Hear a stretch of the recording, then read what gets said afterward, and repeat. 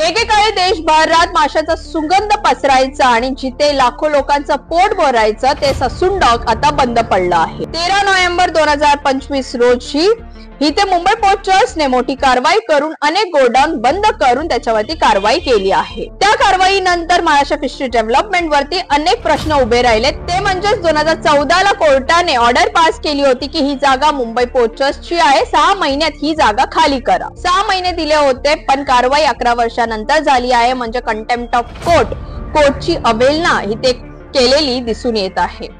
त्याबरोबरच एक स्कॅम सुद्धा उघडकीस आलाय, तो म्हणजे 2014 ला ऑर्डर पास केली होती की ही जागा मुंबई पोर्ट ट्रस्टची आहे, तर महाराष्ट्र फिशरी डेव्हलपमेंटने ही जागा काही गोडाऊन जे खाली होते त्यांना रेंट वरती का दिलं? तुम्ही हा व्हिडिओ बघा। ऑर्डर जर 2015 पासून निघालेली, मग आम्हाला 2017 ला का गोडाऊन दिलं भाड्याने? 1-1 लाख रुपये आम्ही भाडे भरले, प्रत्येक महिन्याला 1-1 लाख रुपये भाडे भरतो आणि हे कर वगैरे केलेलं आहे, इतका खर्च मी केलेला आहे याच्यामध्ये। आता माझी जिंदगी मी 80 वर्ष झाले, आता मी काय करणार इथून पुढे? यांच्या हातात द्यायचं, तुम्ही काय करणार आता? ह्या लोकांनी आम्हाला फसवलं ना, आमच्याकडून भाडं काय घेतलं? 2017 पासून आज 2500 पण पावते आहेत माझ्याकडे। दाखव जरा,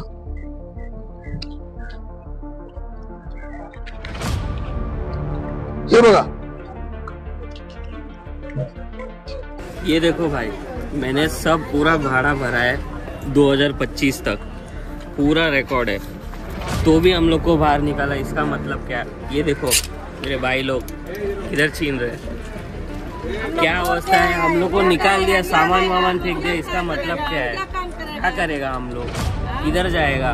पूरा परचेज हम लोग का बंद हो गया है। मैं अभी 2020 को मेरे डैड का बिजनेस टेक ओवर किया, 5 साल में मेरे को ये लोग अभी ऐसा कर रहे, मेरा फ्यूचर क्या है, क्या करूँगा और ये लोग को क्या खिलाऊंगा? 2014 में ऑर्डर पास हुआ था खाली गोदाम खाली करने का, लेकिन मैं तो की नहीं, और मेरे से 2014 से लेके 2025 तक का ये लोग भाड़ा ले रहे।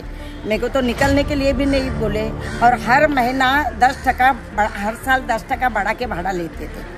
और अभी तक 2000 जुलाई तक का मैंने भरी हूँ, और मेरे पास में पूरे पेपर है। आप कब से यहाँ पर हो? यहाँ 2001 से है इधर में, ये गोदाम के अंदर। और अभी तक कब से भाड़ा? अभी तक है, अभी तक भाड़ा भर रही हूँ। और 2014 के बाद में ये लोग ने मेरे से हर महीना 10% बढ़ा के भाड़ा लिए, और मेरे को कभी ये लोग खाली करने नहीं बोले। ऊपर का ऑफिस भी है, पावती भी है मेरे पास में सब। ते भाडेकरू टेनेंट्स आहेत ज्यांना हे गोडाऊन 2014 नंतर रेंट वरती देण्यात आलंय महाराष्ट्र फिशरी डेव्हलपमेंटने, तेही 10% दर वाढून। रुखसाना खान त्यांचा रेंट आहे गोडाऊनचा 58,000, जनाबाई वाडावने त्यांचा रेंट आहे गोडाऊनचा 1,06,000, प्रियंका संतोष कावड त्यांचा रेंट आहे 1,06,000। असे 7 गोडाऊन होते जे खाली, त्यांना 2014 नंतर ऑर्डर पास झाल्यानंतर या गोडाऊनला रेंट वरती देण्यात आलं आहे। इथे मला अजून एक सांगायचं की मुंबई पोर्ट ट्रस्टने सांगितलं की आम्हाला या जागेचं म्हणजे हे जे गोडाऊन आहे त्यांचा रेंट मिळालेलं नाही, म्हणून आम्ही ही जागा परत घेत आहेत। टेनेंट्स म्हणतात इथे की आम्ही दर महिन्याला, टेनेंट्स आणि भाडेकरू टेनेंट्स हे दोन्ही म्हणतात की आम्ही दर महिन्याला महाराष्ट्र फिशरी डेव्हलपमेंटला रेंट देत आलो आहे, ते पण 10% वाढवून। मुंबई पोर्ट ट्रस्ट म्हणते की आम्हाला पैसे मिळाले नाही, टेनेंट्स म्हणतात की आम्ही पैसे दिलेत, आणि इथे महाराष्ट्र फिशरी डेव्हलपमेंट गप्प आहे, त्यांनी अजून काहीच उत्तर दिलं नाही आहे। म्हणजे हा स्कॅम नाही तर काय आहे? एवढे पैसे गेले तरी कुठे? महाराष्ट्र फिशरी डेव्हलपमेंटने अजून याचं काही एक उत्तर दिलं नाही आहे। ससून डॉकच्या गोडाऊनमुळे इथे लाखो लोकांचं घर चालायचं। ससून डॉकच्या आजूबाजूला ज्या स्लम्स आहेत, म्हणजेच कुलाबा कोलीवाडा, कफ परेड, गणेश मूर्ती नगर, शिवशक्ती नगर, मच्छीमार नगर, या सगळ्या चाळीतून लोक इकडे ससून डॉक मध्ये काम करायला यायचे। कोण मच्छी सोलायचं काम करायचं, कोण पॅकेजिंगचं काम करायचं, कोण बोटीवर असायचं, लोडिंगचं काम करायचं, या गोष्टी या ससून डॉक मध्ये व्हायच्या।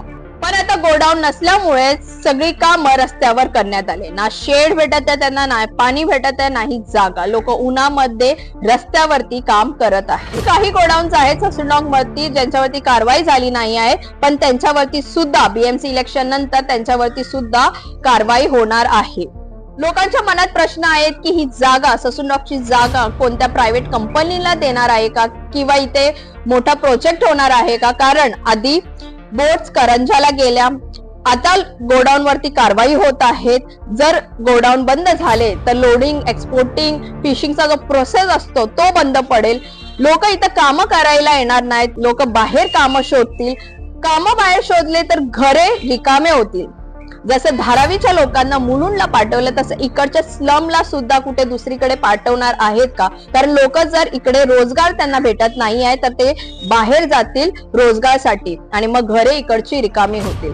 आज प्रश्न ससून डॉकचा नाही, आज प्रश्न आहे तिकडच्या मच्छीमारांचा, मजदुरांचा, एक्सपोर्टर्स आणि लाखो लोकांचा ज्यांनी पूर्ण आयुष्य ससून डॉक वरती काढलं आहे. जर गव्हर्नमेंट ट्रान्सपरन्सी दाखवत नसेल, रेंट कुठे गेले, त्याचे पैसे कुठे गेले ते सांगत नसेल किंवा गोडाऊन बंद करण्याचं स्पष्ट व्हॅलिड रिझन देत नसतील तर ही कारवाई कायदा नव्हे तर ही कारवाई पॉलिटिकल मोटिव्ह किंवा प्लॅनिंग करून कारवाई केल्याचं दिसून येत आहे. तुम्हाला काय वाटतं की ही जी कारवाई आहे ती एक पॉलिटिकल मोटिव्हने केलेली कारवाई आहे की ही कारवाई योग्य आहे? तुम्ही आम्हाला कमेंट करून सांगा.